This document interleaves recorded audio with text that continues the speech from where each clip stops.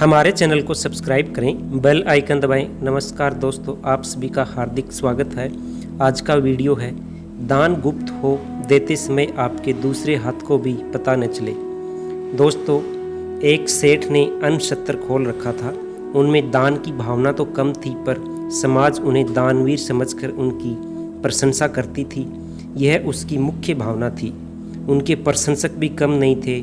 थोक का व्यापार था उनका। वर्ष के अंत में अन्न के कोठारों में जो सड़ा गला अन्न बिकने से बच जाता था, वह दान के लिए भेज दिया जाता था।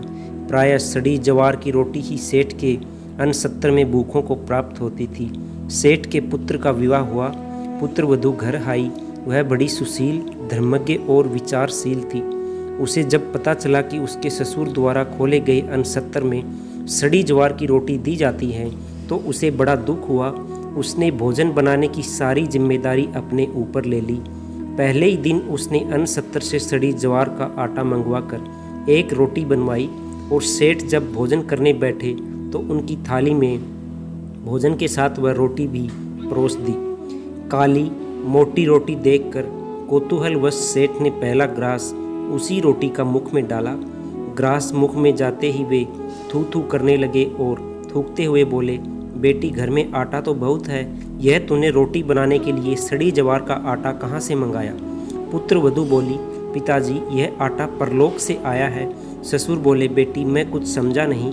पिताजी, जो दान पुण्य हमने पिछले जन्म में किया, वही कमाई अब खा रहे हैं, और जो हम इस जन्म में करेंगे वही हमें परलोक में मिलेगा।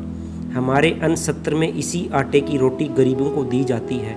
परलोक में केवल इसी रोटी पर रहना है।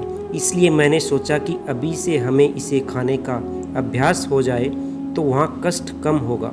सेठ को अपनी गलती का एहसास हुआ। उन्होंने पुत्र वधू से क्षमा मांगी और अन्न सत्र का सड़ा आटा उसी दिन फेंकवा दिया। तब से अन्न सत्र में गरीबों को, भूखों को अच्छी रोटी आटे की मिलने लगी। आप दान तो करो, लेकिन दान ऐसा हो कि जिससे दूसरे का मंगल ही मंगल हो। जितना आप मंगल की भावना से दान करते हो, उतना दान लेने वाले का भलाई होता है। साथ में आपका भी इहलोक और परलोक सुधर जाता है। दान करते समय यह भावना नहीं होनी चाहिए कि लोग मेरी प्रशंसा करें, वाहवाही करें। दान इतना गुप्त हो कि देते समय आपके दूसरे हाथ को भी पता न चले। कान्हा एक साधारण व्यक्ति थे। वे प्रतिदिन दान किया करते थे। उनका दान देने का ढंग अनोखा था।